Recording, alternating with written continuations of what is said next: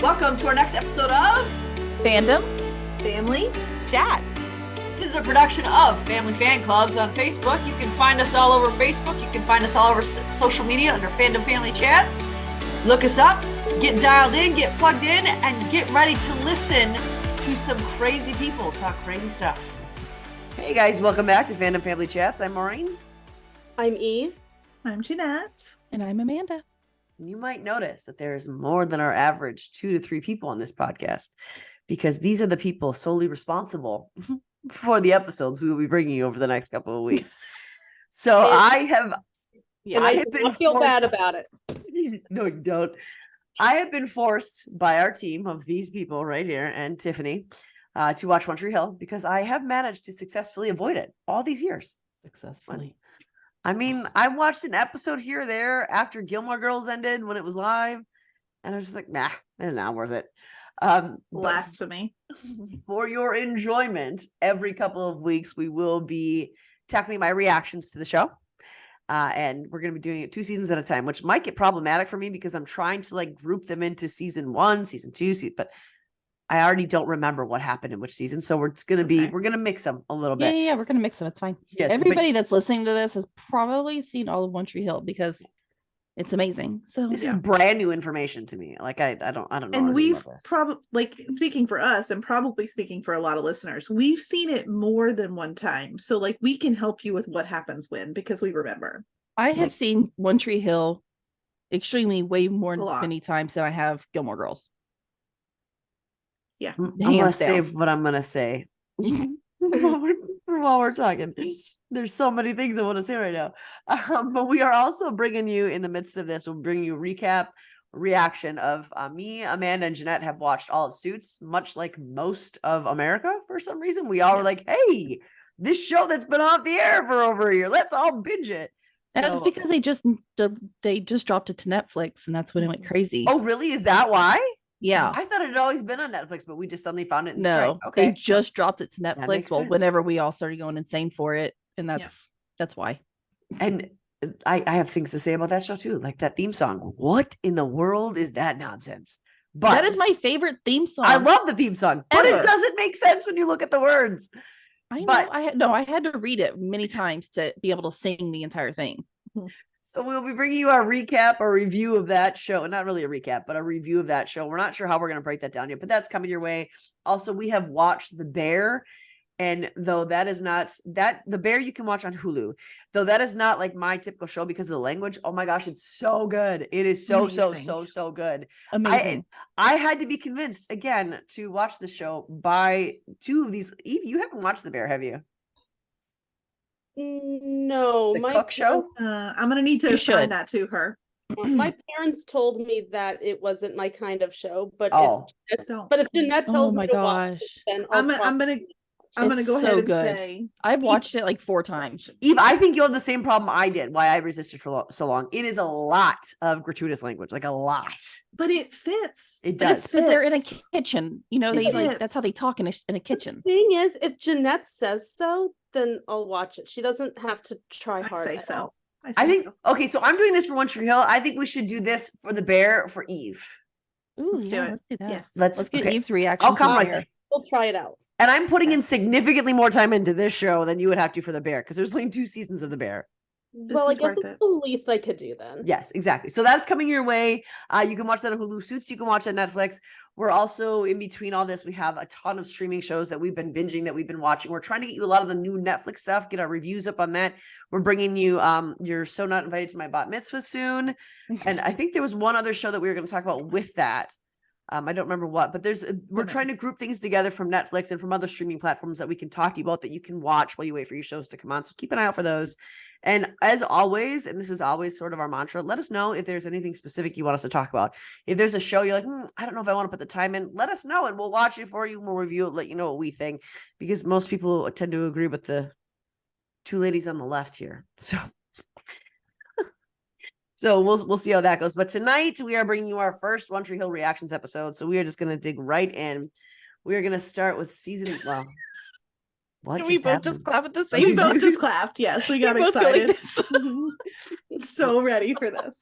I have to tell you, season 1 did this show no favors for me. Season we 1 all is, know. yes. No, I agree. Even the cast hates season 1.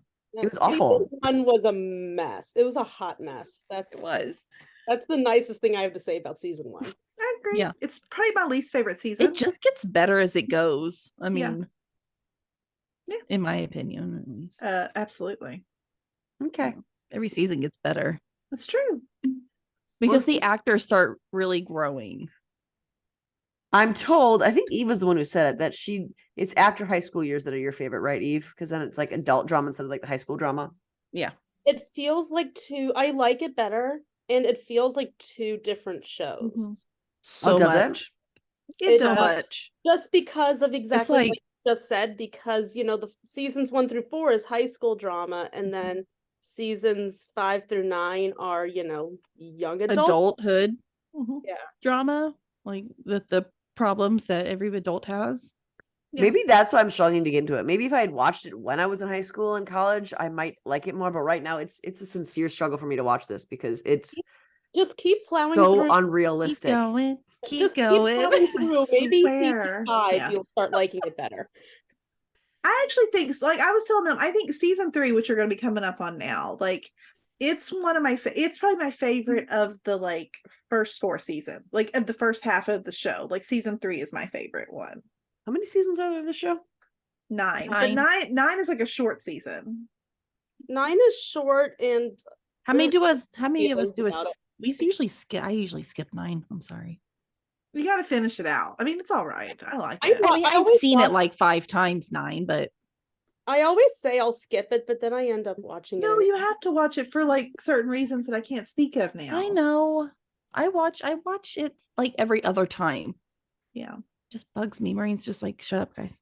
Just know that I've already looked up some things that happened because I was curious. Yeah. But it's because I was irritated with one of the characters. Like, do they ever get together, or is she just gonna string him on the entire series? Oh, okay. So I know what his fate is. Oh, well, that's okay. disappointing for you. I don't know how it happens though. I don't know how they get together. No, I didn't want to know. Don't look it. Don't look it up. All I wanted to know was if they ever got together, because it's so irritating to watch her do this to him right now. Yeah, I don't like her right now because I'm talking about Karen and Keith.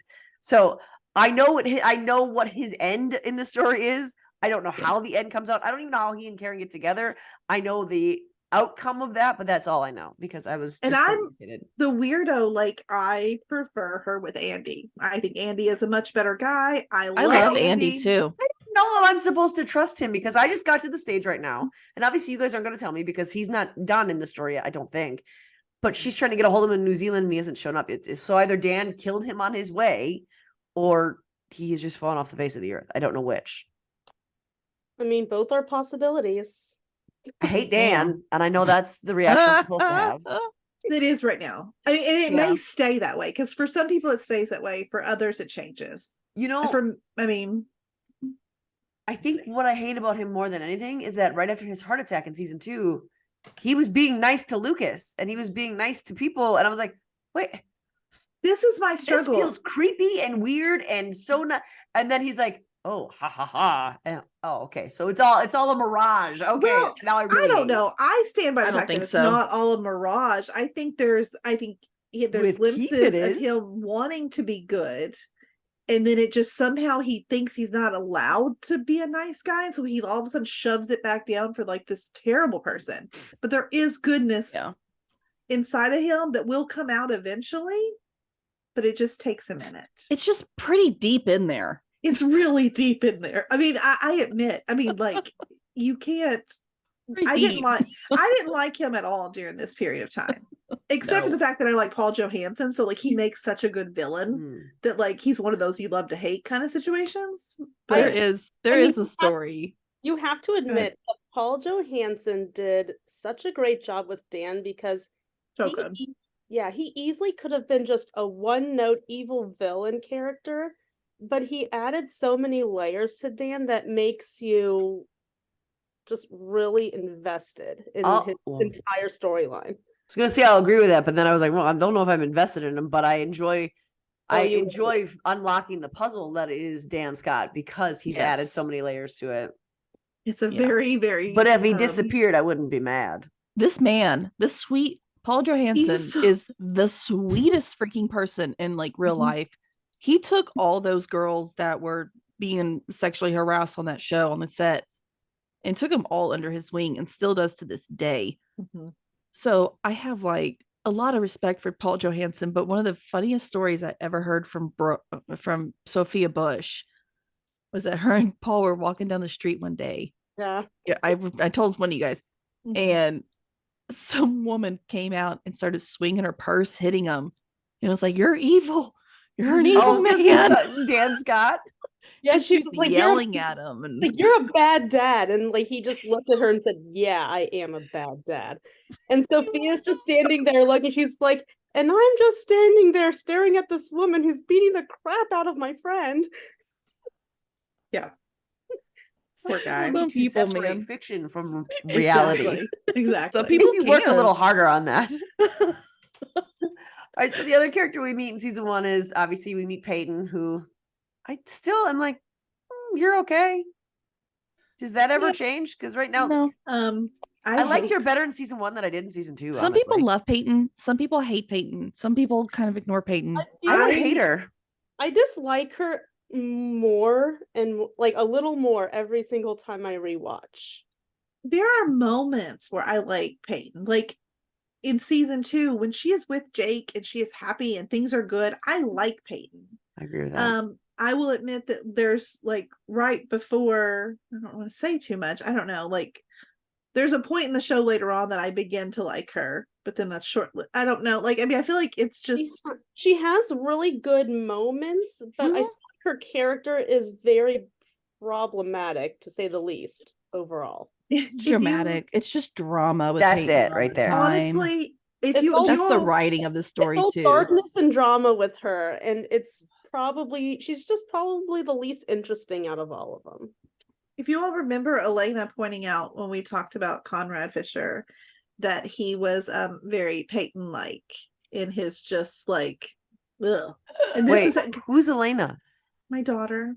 Oh, I'm thinking Elena, E-L-E-N-A. Oh, no, like my daughter was Vampire Diaries. I was like, when did we talk with her? When did that happen? No, my daughter. Where was I? She will compare because she hates Peyton as much as she hates Conrad, and so she will compare the two. How it is like literally like just this woe is me. Like, well, I'm just your daughter don't get into it again. I promise you. I agree with her because I dislike him. I dislike her as much as I dislike him. It's like she can go away. Who's the guy that we dislike? Conrad from like The Summer I Turned Pretty. Oh, how they've just got that like I don't know. I thought you were talking Conrad from The Resident, and I was about to get really angry. No, like, what is wrong with you? No, never would I say that. I'm so confused. Jeanette would have already exiled her.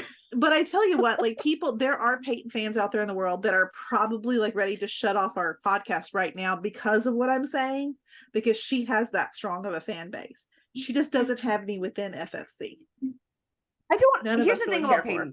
I don't hate her. I don't even dislike her. I just like if she were to leave the show, would it really make a difference? Because I feel like in season 2, her storyline is almost completely separate from everybody else's. And then in season 1, I actually liked her in season 1. But I got annoyed with her a lot. Like when she was sitting at the light, like racing it all the time. Like, dramatic. This is just dramatic. Like I get you're trying to show that she's been through a trauma. I get that you're trying to, but this feels, I've been through loss. I've been through trauma in my youth. In high school, I was not like running on a trauma circuit in high school. That's all I had to do with. I was manically different. So I get it. That was overkill. And I was like, this is dumb. I hate that this is happening right now. So like that was my irritation with her, was the dramatics. But I liked her better in season 1. Seriously lacking in a good school counselor. That's all or I'm adults in general. Or just adults who are constantly around, because I'm like, in most of the episodes, I'm like, if there was only a grown-up who was paying attention to the fact Peyton is running red lights all the time. Yeah. I don't know. Maybe we would feel differently about Peyton. I don't know. But the thing is, though, my husband loves her. She is his favorite female character from the show. So some people feel that way. Can you tell me why? I don't know. Maybe I'm just missing it. Well, I think I know here I talk about how I don't like the brooding individuals. He's kind of a brooding individual, which is kind of weird since I say this about all my characters on TV. But like, so I guess he somehow identifies with her like emoting. I don't know. Okay. And I think a lot of people do, because like I said, she's got a strong fan base. We just don't have any here to defend her. I think none of us feel that way. I can defend Peyton. I really can, because I don't hate Peyton. She annoys me sometimes, but I have always felt like I love Peyton, but I feel like the writers did her dirty. And I would agree with that. A lot of the time, I think she's a great character. And I like her. I like the person. Hillary. It's Hillary Burton, right? Yeah. I like her. Jeffrey's wife. That might be why part of why I like her, because I love that man. She seems like a really overall like a really cool person. Yes, she's very down to earth. She's very Even mellow. She has said on the on the Drama Queens podcast that she has a lot of issues with Peyton, her own character. I would imagine. Oh yeah. Well, because you don't love Peyton, it's okay. Even the actress doesn't like her. Well, the thing though is that she doesn't really emote. That's the whole point, is she's running from her emotions. She's trying to hide behind them. She's trying to keep them suppressed, but they keep manifesting these weird ways. That's part of the issue. The other issue I have with Peyton, if I'm being completely honest and transparent, is her hair. I hate her hair. The hair is the number one topic spoken about on the Drama Queens podcast. Even how much of it podcast have you listened to? None. Because the hair is brought up almost every single episode. Peyton's or all of their hair? All of them. All of them, but largely Peyton. It's awful. The worst. Yeah. Like, especially in season 2, why would you do that to her? Like, someone looked at Hillary Burton, this beautiful woman, and thought, we're going to do this to her head. Oh, I know. Why? They had like no say-so whatsoever what they could do to their hair, even if it was like off season, anything. They had like some weird thing with their hair. To be fair, most shows in that time period didn't. Well, I think season 6 is when it looks the best, because isn't that when she lets it go dark and like it's a little longer? I feel like that is when it's more of Hillary's natural hair at that point. And it looks so much better than it ever does. I think her hair gets so much better after like season 3 and 4, 5. I get that in season 1 they were trying to make her like this emo alternative indie sort of girl, but it ended up like there were straight pieces and then curly and then straight and then like, did she do this in the dark? Was she blindfolded when she did her hair? I don't understand why this is like this. And then it like sticks up in weird parts. And in season 2, they give her sort of that, but then also these weird like short bangs that are almost the 80s curl. Like what? And Lucas's hair. I mean, that's the other hair that gets talked about the most. In season 1, he looked like a filthy dirtbag for the entire first season because his hair was so disgusting. I don't think that he ever took a shower. Wait till what is the season when he's got like almost like the oh my gosh, you know what I'm talking about, the really long like mannequin. No, like it looks like his hair that he had in what's that movie with Lindsay Lohan? He was in the Freaky Friday. He looks like he gets his Freaky Friday. I'm just gonna pull up a picture of it. Oh, is it greasy? No, hold on. I like the buzz cut in season 2. Oh, buzz cut Lucas. Starting from scratch. That's all Chad Michael Murray need to do. Or Sullivan's Crossing. Let's bring that hair in at some point. Hair, he looks good right now. He does look good right now. Like that's another show I would actually love for us to talk about. We are going to be talking about that. Sullivan, yeah. Oh yeah, that was not. That's his worst. I think I don't care for it at all. Should we show her James's hair in season 5? Should we show her that? Ooh. Nathan. Oh, sorry. Okay, early hair in season 4 and season 5. I was just like, wait, no, don't show me them yet. We're gonna start with the season 1 and 2 tonight, or we're never gonna finish this. I wanted to take scissors to my TV and like chop it off myself. Oh my god, so bad. It looked dirty, and then because of how his hair was like in his face, like it looked like he had smudges of dirt on his face at certain points in time. It was awful. I hated it. And so Brooks obviously always looked clean, and that was the typical like 90s, but with Peyton, I think that was one of my big issues. Lucas, I thought they did his character dirty in season 1 too, because he started off level-headed and kind, and then he just went off the deep end. So he was annoying. Nathan, obviously, this is the trajectory his character's supposed to take. I hated him in the beginning, and I was resistant to even like him when he started to be nice because I hated him so much, and he did awful, horrible things, terrible things. But I obviously like Nathan now. You have to. Yeah, you have to. Well, that's part of the reason I like him, because I was told if I did not like Brooke and I did not like Nathan, I was not going to be spoken to anymore. So this is true. I was ready to end our friendship over that alone. I don't really have a choice. If you don't love Nathan or Brooke, then this we take this show very seriously. It's just we would really worry about your mental health. If like you sat here and told us that you didn't love Nathan by the end of this, we would worry about you. Like, Maureen, what is wrong? I mean, I have many issues with him at the end of season 2. You have issues with him in season 2? Yes, I do. At the end of season 2. We're gonna get there. Okay, we'll get there. Deb is another one that we meet who I'm uncertain if I like her or not. Like there's in season 1, I actually did like her a lot.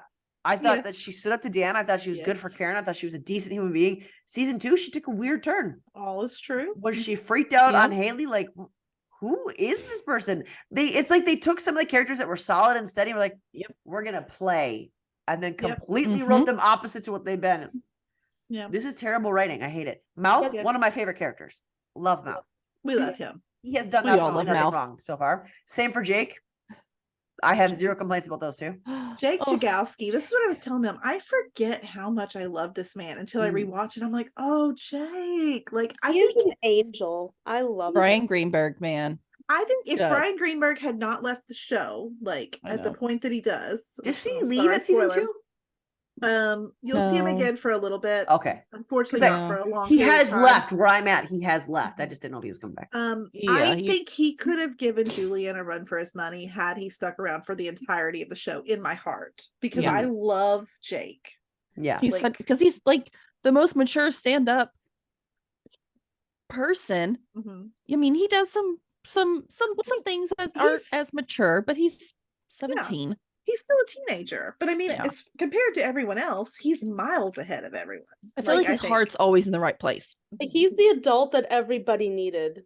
I think that's my problem with this show, though, is these are 17-year-olds that they are writing as adults. That's my biggest issue with this show. I hate it. Like, these things do not happen to high school students. And there were high school students watching this when it was live going, this is my life. No, it's not. This is not real. These 17-year-olds, there is no 17-year-old in the world who has this many adult things happen to him on a regular basis. This is your parents will never leave you alone for your entire life. That does not happen unless you have absentee parents, which is rare. Whitey is another one that we always talk about the parents in this show. What parents? None. There are no parents. Even Karen, she's like, I'm gonna put my foot down. Really? On weird things, you put your foot down, lady. Weird things. On kids who aren't your kids, you put your foot down. It's irritating. Karen could be a little. Karen, I'm mad at her right now. I love Karen, but I'm mad at her right now. She can make some. She's over the decisions top sometimes. Yeah, for sure. Whitey is another one that we meet, and I do like Whitey. He makes me laugh. Whitey stays the same the whole time. We love Whitey. Okay, good. He's just Whitey. Haley is another one that we meet who I've steadily liked. All through season 1, I liked her. Season 2, have a problem with her. Yeah, but I feel like I'm supposed to. Skills makes me laugh. Almost always. Always. All right. So what about Tim? You didn't mention Tim. Oh, Tim. It's because Tim drives me insane. What about Chris Keller? Don't we have to talk about Chris Keller too? Chris Keller, season 2. Oh, that's true. I'd rather not talk about Chris Keller. I hate that guy. Because Wait, he's awful. No, he's not. No, he's not. Wait, Chris Keller's the musician, right? Yes. Yeah. But he's funny. So funny. He's so funny. All right, we'll hold him up. You have to give it time because he becomes a little. We're only in season 2. He gets better. Why does he stay? He comes and goes. Yeah, he doesn't always stay. He's not on the whole time. He comes and goes, and I think he might grow on you. I think that's why it's so funny, is because when he comes, it's just like hilarity the whole time. Yeah, he's great comic relief. He is. I never laughed once when he was on screen. I wanted to punch him in the face every time he was on the screen. Well, he gets punched in the face quite often because everyone does. Good. He does. Well, every single time he's been punched in the face, he has deserved it. And Yeah. Yes. He learns his lesson for 5 minutes, okay? So let's talk. Those are the characters that I remember having an impact on me. Okay. And those are my thoughts on them. Emancipation is obviously a big storyline of season 1, which obviously Nathan needed to get the heck out of the house because his dad was insane. We all understood the emancipation on I him. agree with that, but, and sorry, I'm thinking real life here. No way would anyone have granted that boy emancipation. Like, he had no way to support himself. Not the way he did it. No, that's my thing. This is very unrealistic. Yes. Because a judge, in order to grant emancipation, they would have to see proof of that you can support yourself, proof of income, and proof that you had a place to live. When he moved into his apartment, he's like, I got no way to make money. I got to sell a car my dad gifted me. How did he get the money to secure the apartment? Yes. No, because whatever his secret is, I want to know, because I went through, like, heck, to get probably his allowance. And I'm a grown adult with a job. I can tell you the secret. Bad script writing. That's the secret. That's why I'm missing in my life. I don't have any terrible script writers. I mean, he was going to kill himself in that environment. Like, it was awful. He had to get out. Yeah. But the thing with Deb and Dan through all that was just super messed up.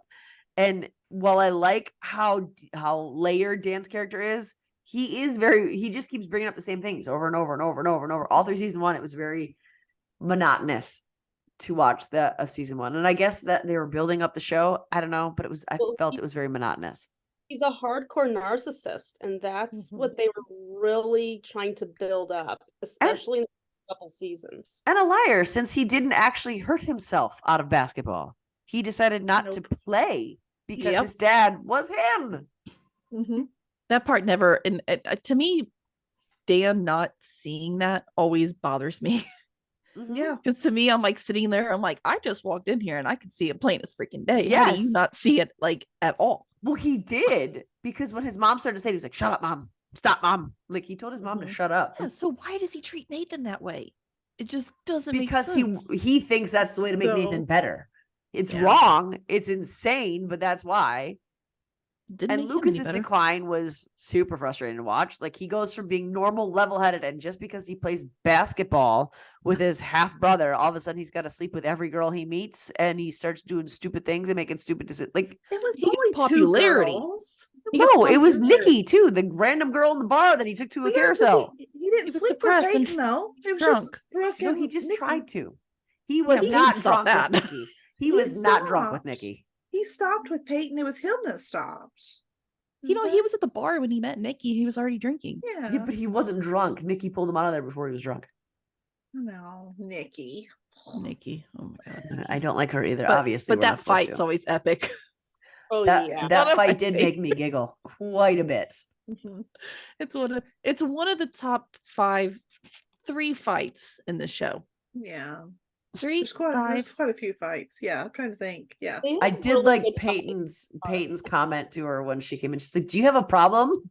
Yeah, it's called you. And then she called her a word, and I laughed really hard when she said that.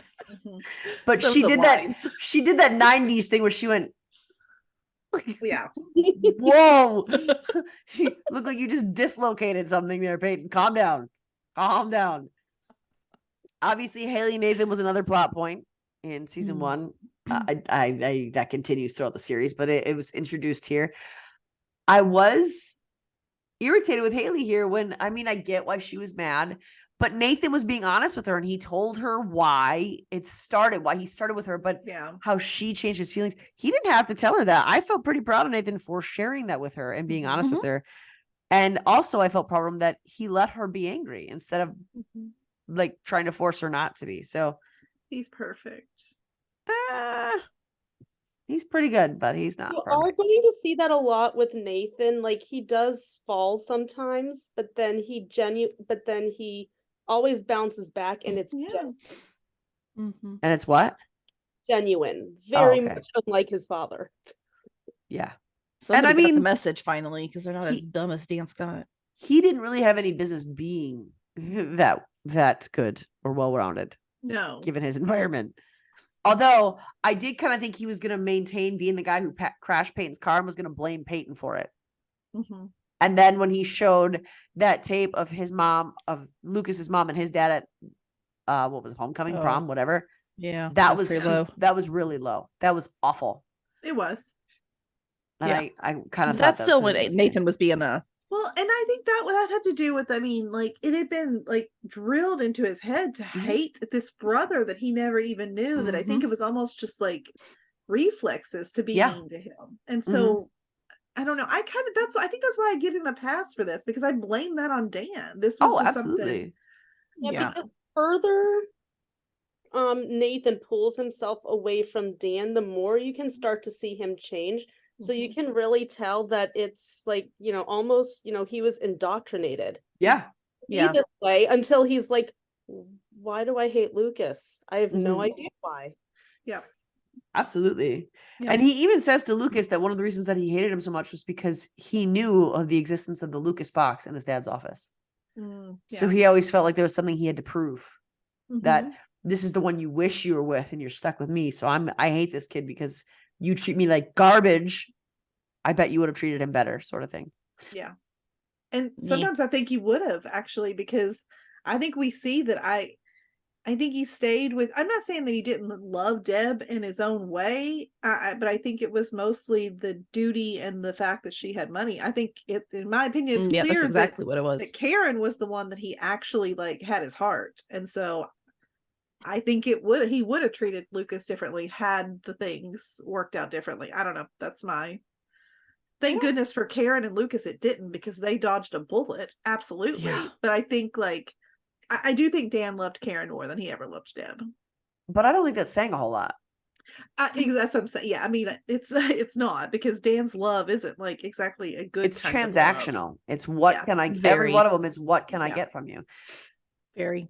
Yeah. It's what can I get from you? What can you give me? Exactly. And then we go into Keith and Karen. Karen does nothing but straight. Like, granted, you can be friends with someone and not want more, and that is okay. If someone else falls in love with you, that's on them. But the way she acts around him when he starts to see someone else, when he starts to get interested in something else, she almost acts like he's cheating on her. You are not with him. You didn't want him. Yeah. You leave this man alone. He put it all out there. Let him be happy. He asked her to marry him, and she said no. And she still had the audacity, and that was near the end of season 1. She still had the audacity to act upset whenever he slept with someone else. Like, is he not allowed to be with anyone because you're keeping him as your backup plan? Like, that's not fair. I can't have him. No one can. Is that how? Exactly. And now, it's not even, but the thing is, it's not that she can't have him. If I don't want him, no one else is allowed to have him either. Yeah. No, I totally agree. I mean, I've never liked the way she treated him. But now in this particular case, who he slept with was weird and gross. That is probably one of my least favorite storylines ever, because I hated that when they did that. You will see, Maureen, it starts a trajectory that really takes us down. I mean, you're already starting to see like the path it's going, but it's going to get worse. Yeah. And it's all, I don't know, I can't even talk about my feelings on it, but I have very mixed feelings on who's to blame in that whole situation for where it leads, because I think everyone has a part in that. Yeah. Because of this one act. I think everyone has a part of it and has a part in it, and then everyone who had a part, it just stays with them for the rest of the series. Yeah. It was gross. It's hard to say too much here without giving away what comes next, but I know. We can move on. Yeah. And I think it's weird that, I mean, I can see that maybe Keith had a thing for Karen before Dan even got with her. And I could even see that being the reason Dan went for her, because Keith liked her. So maybe that was why he was so connected. But I mean, Deb is married to your brother. They're not divorced. It's not like it's been years since dude, he's actively trying to get his marriage back, and he's still married. And that like it was weird. Yeah. And in that moment, like, I never understood that. I know we hate Dan, and Dan like doesn't deserve Deb in this point in time or any of that, but like I still felt for him like that. No one deserves to walk in and see that. No. That he's truly hurt in this moment. Like you can see it. It's like legit. Like he's he's actually hurt by this. I do think that a big part of that hurt is, how could anyone do this to me? Well, why would anyone so. want to do this to me? I'm so great. This stuff doesn't happen to me. I think, because again, I don't think he's actually capable of loving something that's not giving him something. And I think the only reason he wanted Deb was because he thought he saw that was a way to keep Nathan. It's so hard because I mean, I've seen like Dan's full story. And so part of me wants to believe that goodness does lie somewhere in there. And then he did really love Deb to an extent. He did really love Keith to an extent. Like, I don't know, but it's hard. It's because I've seen his full story. Would you all agree that it's so, like Amanda said, it's buried, and it's buried very deep.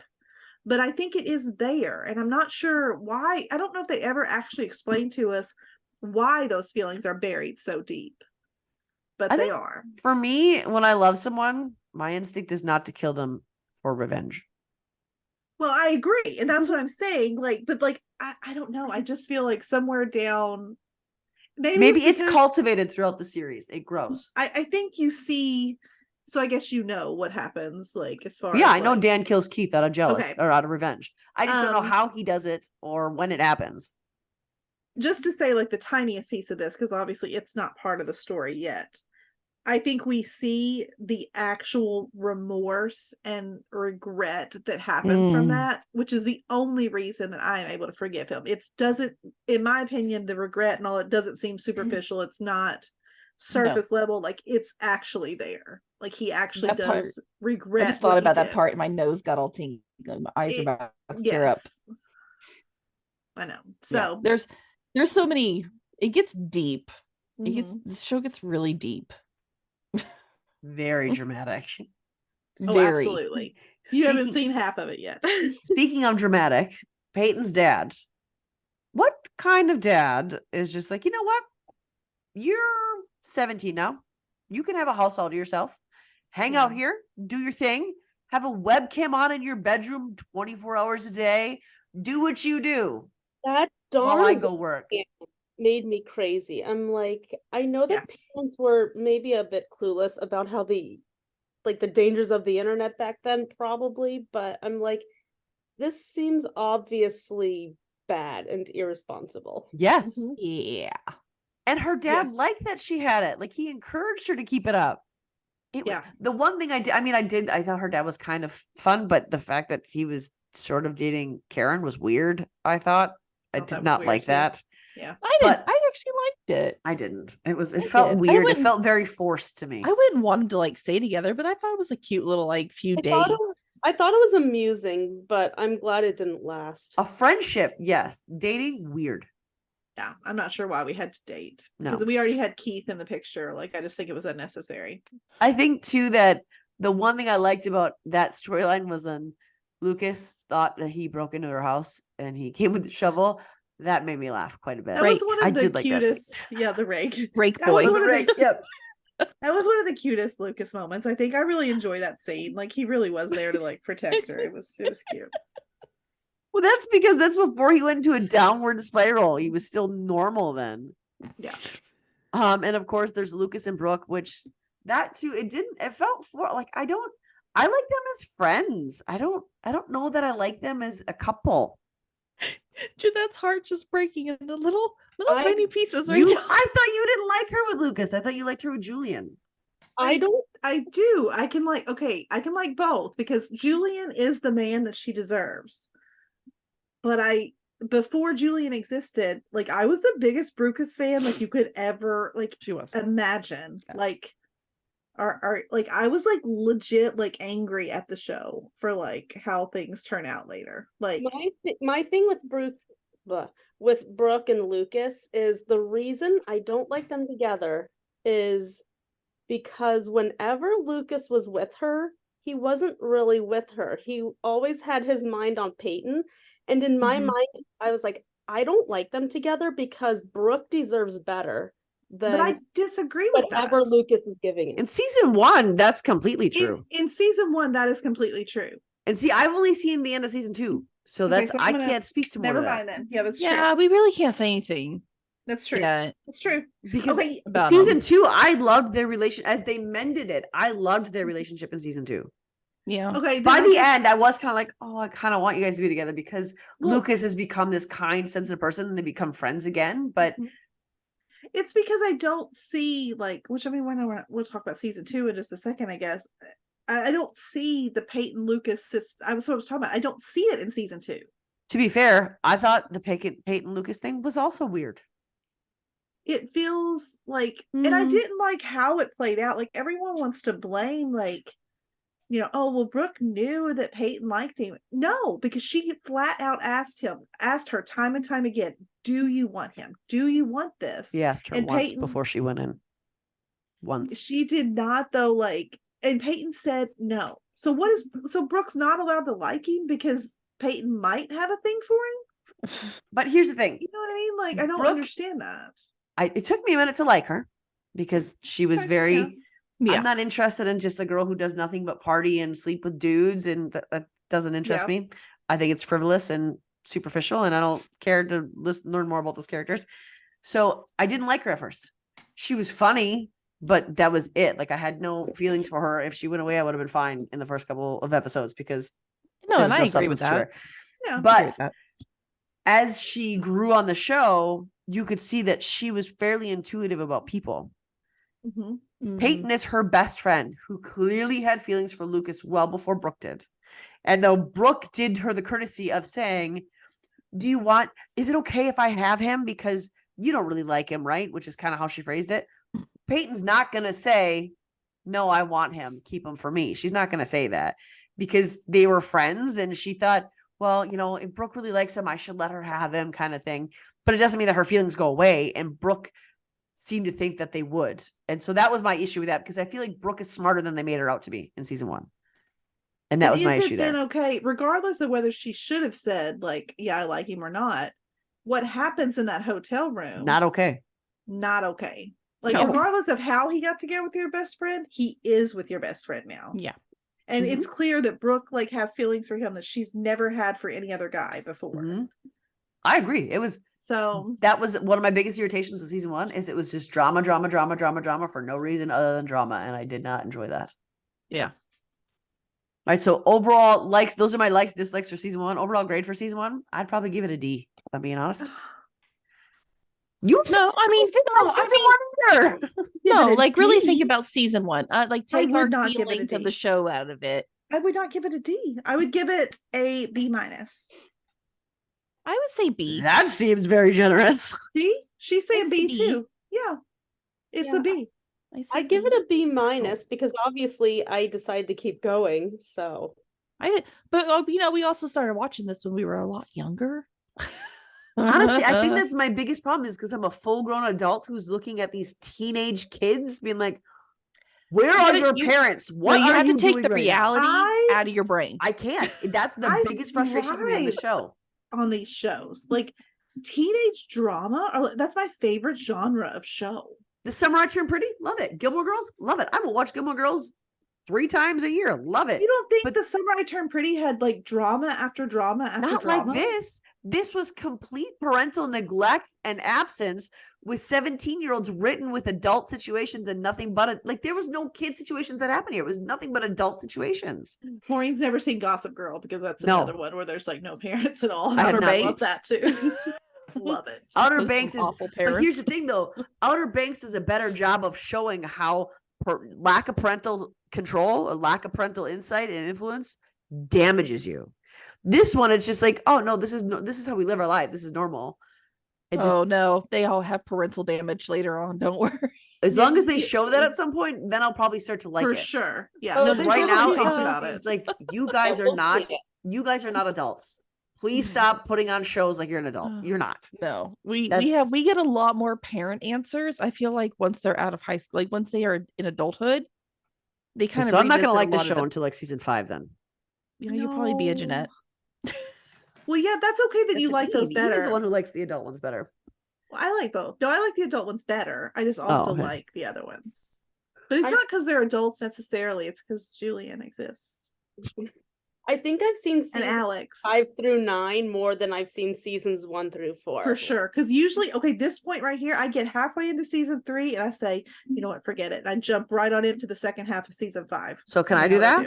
No. Oh, you're not allowed. But you would be so confused. You're more generous than I am, because sometimes when I do a rewatch, I'm like, nope, not wasting my time with 1 through 4. I'm starting with season 5, and then that's where we watch. It's because I need do that. I need to see the creation of Naylee, because that's important. Who? Yes. Naylee. That's I thought you said Naylee. Bailey. I was like, you gotta learn all the nicknames. And then I need to see Brucus in their prime. Yeah. Which is in season 3. And I was gonna say, we've reached their prime already. This is a problem. Okay. No, you're getting ready to see what, and I wonder how you'll feel, because I really think this is where we hit like their good moments coming up. Well, here's the thing: at the end of season 2, which we're gonna get into now, they are becoming more likable people in general. They're both coming to terms with where their shortcomings are, and I mean, Brooke is realizing for the first time she has shortcomings. So they're more normal. They're normalizing their characters at the end of season 2. So I'm sure I will like it just fine. Yeah. But in this first 2, I did not like it. So in season 2, we meet Felix and Anna. Why? No reason. Why did we meet them? I love just that for us to hate 2 more characters.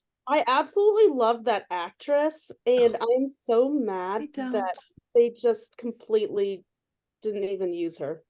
Because I didn't like her on Friday Night Lights either. Thought that was weird. She was an adult sleeping with a... Oh, she was Carlotta. Yeah. So I didn't like her there either. There's something else she was in that I did like. Oh, wasn't she on The Resident? I was going to say she was the parent of one of the kids on The Resident. She was with our people. You know what I want to make it? Can I make a quick little point? Mm-hmm. Here, I just want to make the note that Maureen is really giving poor Brooke a hard time about her superficialness in the first couple episodes. But yet, should we discuss Tim Riggins and his beginnings? Yes, please. He was a very much a Brooke Davis type character in the very beginning of the show. Mm-hmm. And you know it. He was drinking beer on the couch, passed out, hungover. He was just the male version. And all he cared about was sleeping around. Mm-hmm. So here we are. That's not what he cared about. He cared about the girl that he couldn't have because she was with his best friend. Not in the first couple episodes. Yes, he did. Brooke also cares about Lucas. Yeah, look, we're going to go ahead and fight you on this. You're being like, just because he's a guy and she's a girl. No, that has nothing to do with it. It's might have something to do with the fact that it's Taylor Kitsch, but not because he's a guy, she's a girl. And it's Sophia Bush. Okay. This is my, like, I will put her right up there with Taylor Kitsch. No. She is my girl crush. She has been for a very long time. There is no one on Taylor Kitsch's level. I'm sorry. Well, there's a few, but I'm ready to go make some popcorn and watch you guys. Hold on, you got to cut this out. But hours, I'm like, this. We don't have to cut any of this out. Okay. Chris Keller. Also, Alex and Felix, or Anna and Felix. Felix, there was not a single point where I liked him. I know some people said I thought he had a moment, but there was not a single point when I liked that man. I think I wanted it because I liked the bad boy turned good, and so I think when I first watched it, I wanted it to happen because. Like when he bought the dollhouse and like just like little things that I was like, okay, I really want him to be good. And I thought, okay, maybe this is going to happen. But then the stuff with Peyton and writing Dyke on her locker, I was like, I cannot. I mean, obviously, like we was unforgivable to a corner that it can't be forgiven. So, well, and the thing is, you could kind of tell with him because the only person he was ever nice with was Sophia. Was with Brooke. Yeah. And Mouth a little bit because I think honestly in the beginning he was actually nice to Mouth. So I feel like they had information for him. Yeah, he knew he could manipulate Mouth. Yeah. Mm-hmm. But I will say I liked him better than Anna because I feel like Anna brought nothing to the show. At least he brought Dare Night, which is one of my favorite episodes that ever existed in One Tree, just because it was fun. I don't know. That was one of my favorite episodes. I love that episode. Yeah. I just don't. Maureen doesn't like it. It's because I can't stand Felix. Yeah. I didn't like anything he did because he irritated me so bad. Yeah. And he never comes back. Don't worry. Sorry, go ahead, Maureen. With Anna, like it just was like the same thing over and over and over and over and over. It was like, okay, I get it. So Stop two-faced. beating me over the head. Well, with Peyton, it was I'm gonna show up in your room, and like it was funny because I was like, why do you keep doing this? And then Peyton's like, you sure do like to come in my room and apologize afterwards, like. Okay, I think this is the problem. I think one of my issues with Anna is that she didn't contribute to any storyline from any of the existing characters. The only purpose she served was to give her her own storyline. Mm-hmm. And if it's going to be, you know, a 1-season character, it doesn't make sense just to give them their own storyline apart from everyone else, because then how the heck are we supposed to care about her? Mm-hmm. Spoiler alert, we didn't. We didn't. At all. No. Yeah. No. Agreed. And Chris Keller was another newcomer for season 2, who I hate him. I hate him. Well, we'll agree to disagree there. You liked him in season 2? I thought he was so funny. I thought he was hilarious. So I got mad at him. Yes, that's all I am. Like, I was mad at him. He's obnoxious and he's rude. He cares about nobody but himself. Chris Keller furthers him. That's all he cares about. I love how he talks in the third person. It makes me laugh. Like, I think it's amazing. But that doesn't make him a decent human being. Likes it. No, I didn't say he was a decent human being. I said I enjoyed his character and I loved him. That's what I mean too. I think he's a crappy human being, but he cracks me up every time. I do think later on he's not a crappy human being. I think he does get a redemption as it goes along. A little bit of a redemption. I think he does. His friendship with someone else is one of my favorite things. I just think it's fun. But that's not till season 9. I'm gonna ask Eve this question. Does he get a redemption, Eve? Dude, Chris Keller? Yes. Oh yeah. Oh. Yeah. I love him by the end. I thought you were gonna agree with me. See? I love him by the end. Now some people don't love Chris ever. But I do. And again, he was on my top 10. Like when I listed my top 10 One Tree Hill characters, it's on it. You know, maybe it's the actor, because the actor's a really good the actor. I love the actor. Oh, you should watch that Christmas movie. Which one is it? The one that's in Louisiana that has Hillary Burton and him as love interest, and they're so cute. I haven't seen that yet. I've been meaning to. That one's really good. Is it new? No, it's old, and it's like one of those like I don't do the Hallmark like type stuff, but this one's really good. It's really good. I need to tell you what it's. Yeah, I think it's called Christmas Wish or something like that. You'll have to look it up. It's anyways. Continue. The other thing, again, this is just a repeating theme, and I imagine it will be because it's the early 2000s. His hair. Why did girls find that attractive? Girls like, ooh, Chris Keller. His hair was awful. It wasn't his hair. It was his melodic, beautiful, angel-like voice and that guitar. Like, but he looked stupid. Well, he sounded pretty. He did sound pretty, but he looked dumb. Also, my other irritation with him is he's like, I'm a deep rocker. I like rock music. All this, you sing the foo-foo crap.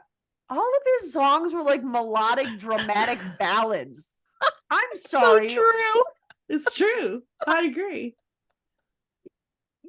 Say that you're a rocker who takes your music seriously because it's indie and it's different, when it is the same one-note melodramatic music that everyone was singing at that time. Also, was Michelle Branch actually in a different band besides herself? Yeah, I don't know that. Yeah, the Wreckers. Ooh, I love the Wreckers too. Mm-hmm. I only knew Michelle Branch on her own. No, look up some of the Wreckers. They're really good. And it was the one song that she got. Nemo was really popular. Yeah. No, I love that song that Chris and Haley do. The When the Stars Go Blue is I'm obsessed with that song. And Bethany's still making records. She's about to drop another record. Was she? Her voice is really pretty. Now, I will give her that. Her voice is beautiful. What I don't like is this seemed to be a storyline that came out of nowhere. There was no build up to this. It was all of a sudden, hey, I've always wanted to do music. This has been my passion. And also in the beginning, Nathan was the one who had to kind of coax it out of her. And then when she leaves him, she's like, you don't understand. This has been my dream my entire life. No, it hasn't. Since when? Yeah. He's the one who pushed you to do it when you said, no, I refuse to do it. And then you're coming at him mad because this has been your dream forever. And he just doesn't understand your dream. Yeah. I honestly think the show would have been a whole lot better if they totally like scratched season 1 and redid it and then went on. Start from season 2. Because a lot of the storylines in season 2, and that's when Deb freaked out. When Deb was like, called Haley the B word in the chapel, like, oh, why are all of you guys suddenly very, very different people? I don't understand this. I don't like it. It's not consistent. It feels altogether different. So if I could pretend like season 1 doesn't exist, I may not even have the same amount of problems with this show that I do. But if I'm looking at them together, I can't. I always kind of forget about season 1 as I go. Makes sense. They're separate. Yeah. And Jake's baby drama, I mean, I know it's a little drawn out. I will admit that. I agree. And it's I'm going to hide my baby from you. Then I'm going to come back. And then I'm going to hide my baby from you. And then I'm going to come back. And then you're going to hide my baby from me. And then I'm going to come back. Like, can we maybe just do it once?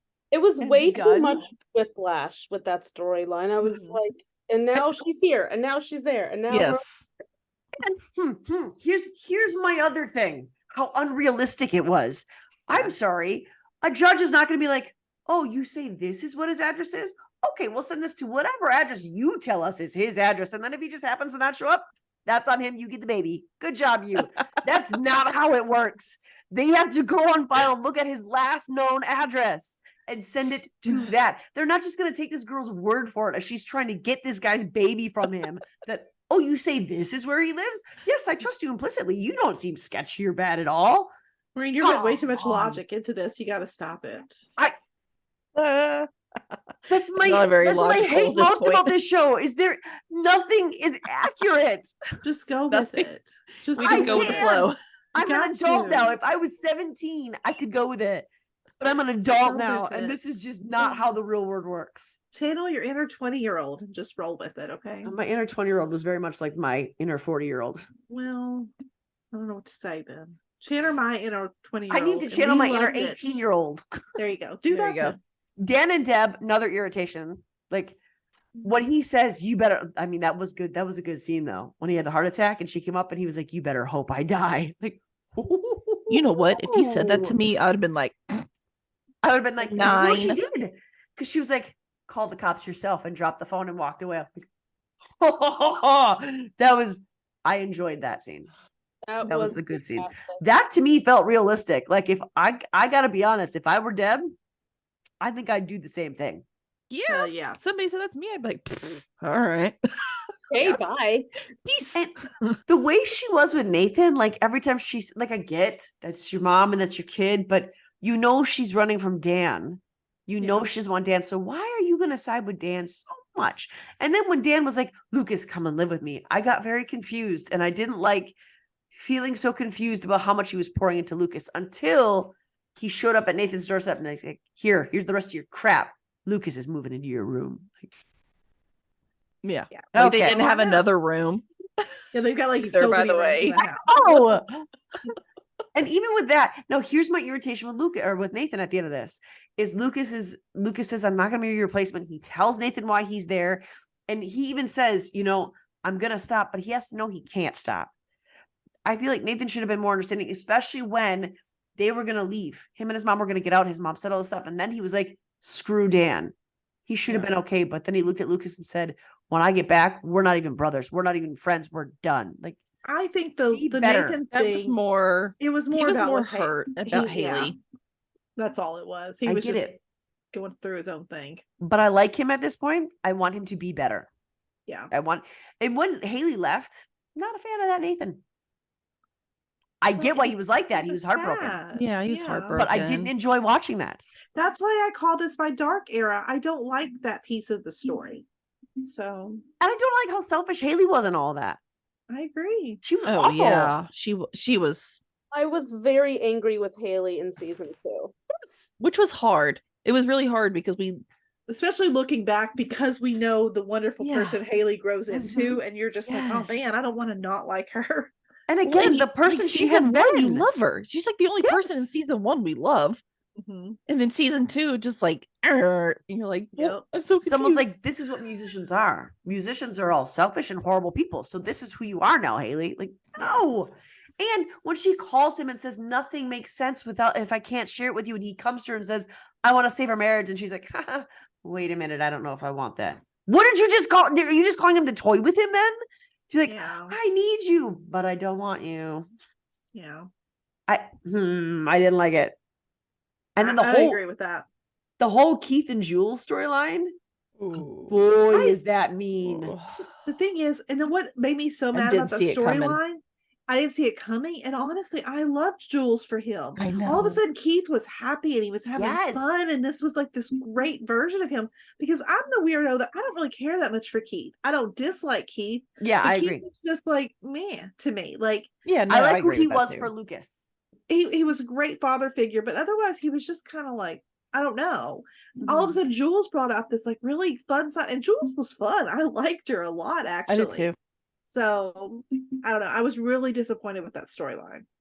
My complaint in that storyline is, I love you. You mean so much to me. Everything about our world, my world is better because you're in it.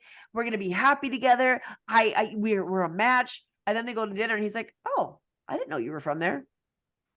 Did you ask her any questions? Did you ask her any questions? None. You're just like, how do you like your coffee? Sense. Let's get married."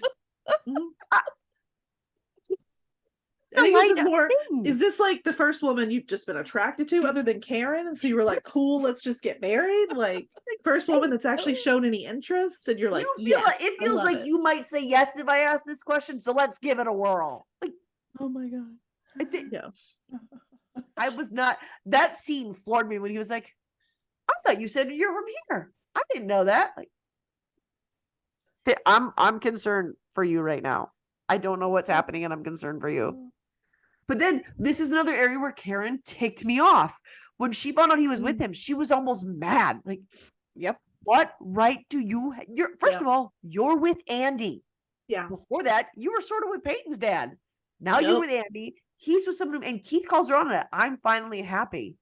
Can you not do this?" Yeah. And she's mad about it. What do you want from this poor man? Exactly. Honestly, that's my investment in Keith, is how much dirt or how dirty Karen is doing him. That's my investment. And it's not fair to Andy, because Andy is literally being like nothing but a perfect gentleman to you. He's handsome. He's rich. He's like a nice guy. Like, there is he quit his job for her. Yeah. Like, and I like the version that Karen is with him. Like, I remember during this period of time, I was like, Karen and Keith are both better off with Jules and Andy, in my opinion. They're better people right now. Yes. So, yeah. I agree. I can't say any more because we don't want to tell you what happens with good old Andy, but I was trying to figure out what his deal was, and part of me thought, does he have an arrangement with Dan like Jules does? But then I did like the scene where he was like, "I have your ledger," and Dan turned around and found it in the car, and he was like, "Ha, ha, ha." Like, he actually did like a laugh like that. Yeah. This is the most 90s sitcom villain laugh I've ever heard in my life. Okay, so also Peyton's mom appears in the end. How naive can Peyton be? And, like, this is the other thing where they're like trying to act as if these kids are responsible and mature enough to be adults and be thrown in these adult situations. And then someone comes along and says, "I'm this with this magazine." Peyton calls the magazine like, "Oh, I've never heard of that." And Brooke says, "Maybe you misheard her." And Peyton's like, "Yeah, maybe I did mishear her. Or maybe she's lying to you." No, that can't be it, Maureen. Come on. How is that not the route that you went first?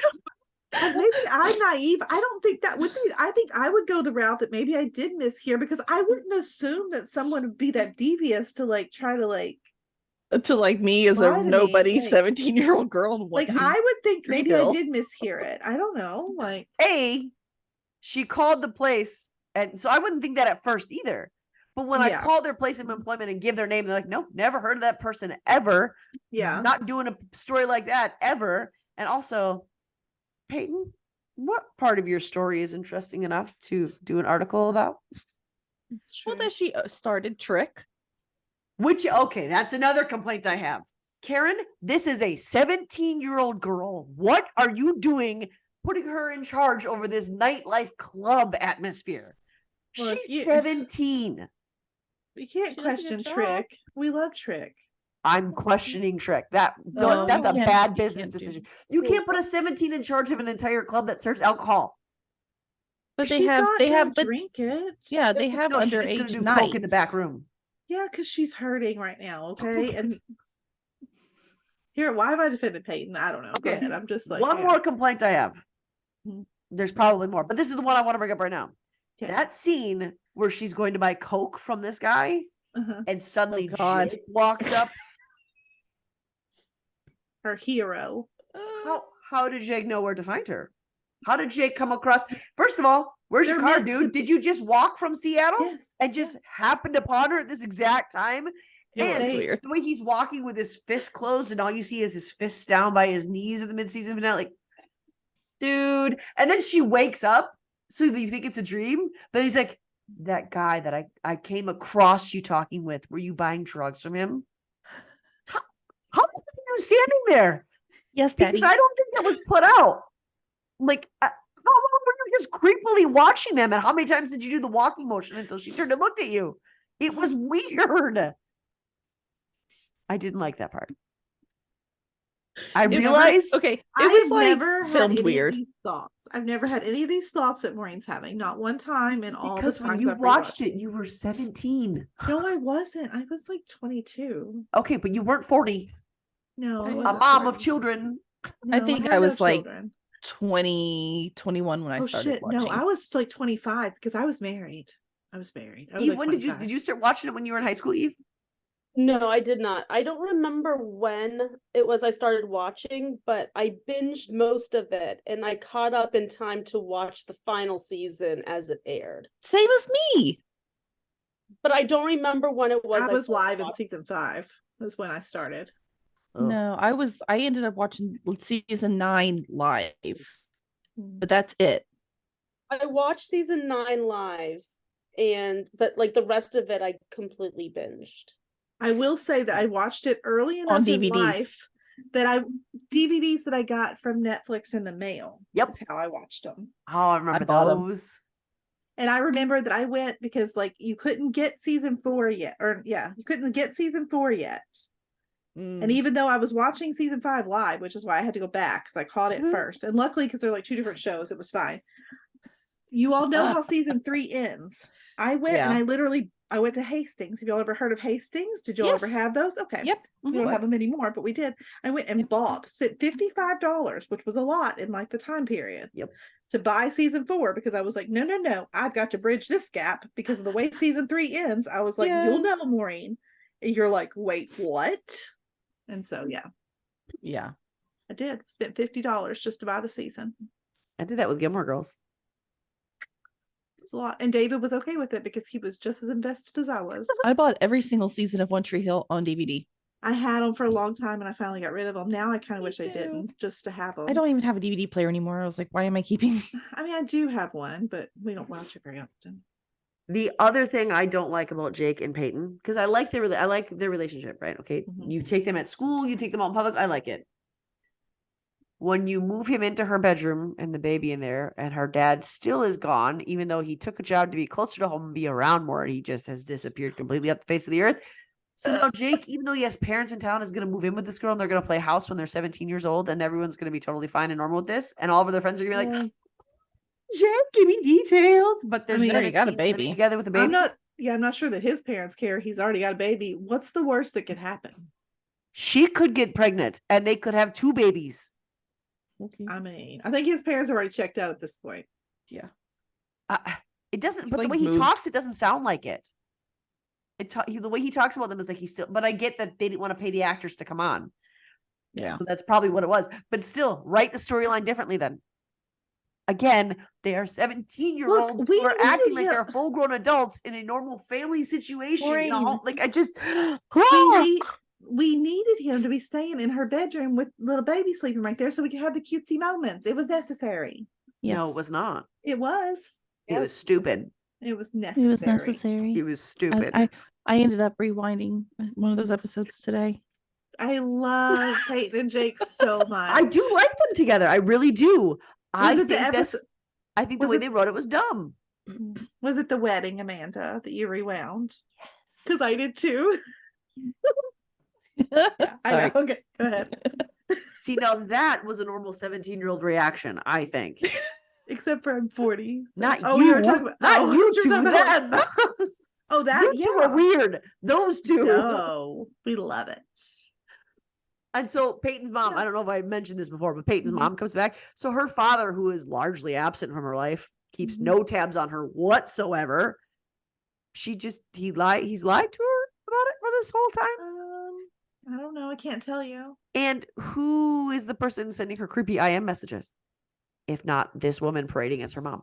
I don't think it's, I think it's more like, this is like her aunt or something. I don't know. That's what I think. The other new character we meet in season 2 is Haley's sister, who it just so happens Nathan lost his virginity to. Awkward. So awkward. She was awful at first. That's a small town for you. Oh, she's always kind of awful, but like you kind of accept her for who she is. Like I like her when Nathan meets her in Georgia, and she's not gonna let him do she's letting him blow off steam, but she's not okay. They also ripped off Coyote Ugly. Well, kind of though, but like I was telling you, like there's a bar in Louisville during that time frame that existed that was exactly like that. Like my friends went to it. But did it come out because of Coyote Ugly? Yeah. Well, that's what I'm saying. Like, I don't like this is a show though. You can't rip off another show like that. Like that was blatantly ripping off the movie. But I think like those bars existed because of Coyote Ugly. So I think that's why. Sense. You know. It was wonderful. Made me want to watch Coyote Ugly. She did try to help him out when Chris went off, or Haley went off with Chris and making out with Chris and just doing all these stupid things with Chris. She didn't really make out with Chris. She made out with him long enough to have a weird little quasi fever dream about what their future would look like before she stopped kissing him. Speaking of fever dreams. Oh, let's not talk about the fever dream. Do we have to? Was the whole point of that just to show that everybody in that town sucks except for Nathan and Haley, but Dan Scott is just so bad that we overlook how bad everyone else is? The point of that is that all the shows back in the early 2000s thought that it was cool to do an alternate universe like episode. But is that why they wrote it that way though?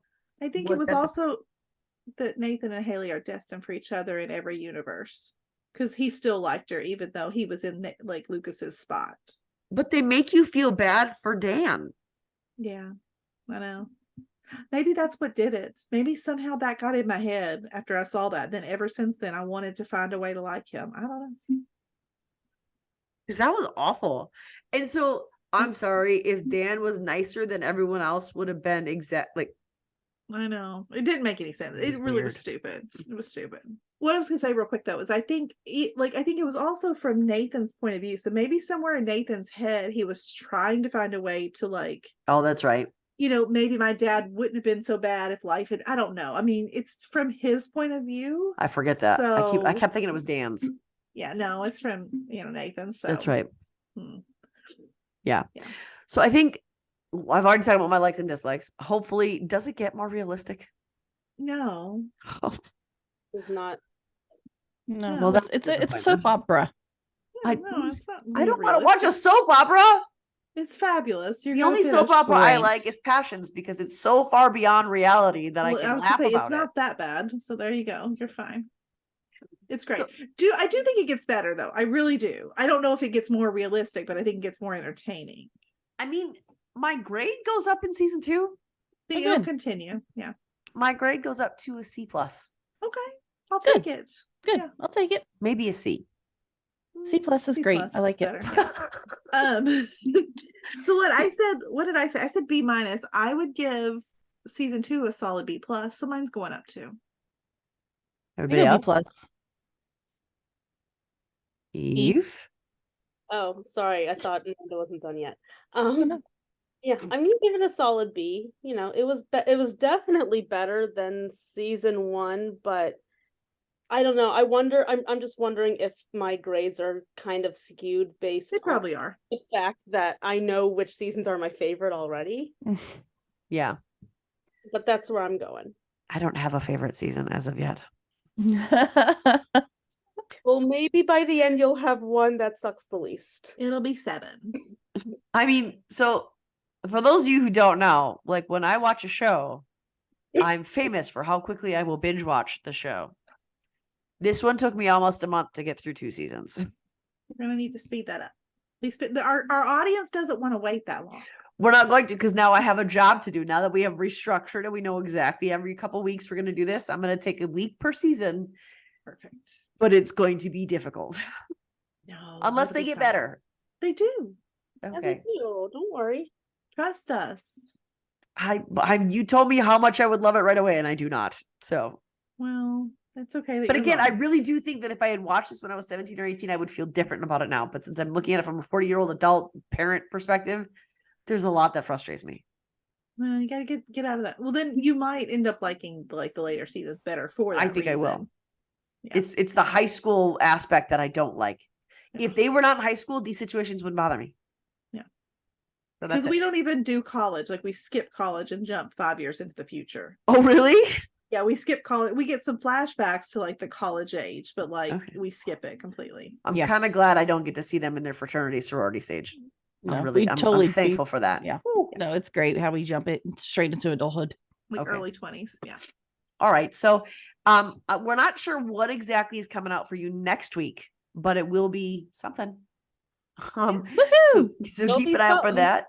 So if you have not watched our Halloween episode that came out November 5th last week, we talked about the fall of Usher and the American Horror Story with Matt Zuckery. And there are other actors in it, but that's the only one that I care about is Matt Zuckery. Yeah. So go back and watch that. We realized we got it too little late, and that's because my brain didn't work correctly to get it out on Halloween. I just thought, we release on Sundays. So that's my bad. Okay. So this week is here. Next week, there will be a new episode for you. Couple weeks, we'll get another episode of One Tree Hill Reactions, seasons 3 and 4. Stay tuned for that. That's all we have for right now. Don't forget to check out our socials and our Facebook group, any of them. Just look Family Fan Club and find one of the shows that you like. And join it or join them all. And do not forget to subscribe to our YouTube channel. It is free for you to do. We are trying to build up our listener base so that we can, when the strike ends, we can get as many interviews jumped in there as we can. So let's build that listener base up. Our goal is 1,000. That's our first goal. So if you're not subscribed already, please do that. And we'll see you real soon. Bye, guys. Bye. Bye. Loving our content? Subscribe to our YouTube channel. And don't forget to share our podcast with your family and friends. We want to continue the conversation with you. You can find us on Instagram, Twitter, or TikTok under Fandom Family Chats, or one of our ever-growing Facebook groups by searching Family Fan Club. We've also launched a website, Family Fan Club 2021 at Wixsite.com. You can email us there and keep checking it for announcements and merch coming soon. And of course, be sure to tune in every week for new episodes discussing all your favorite shows.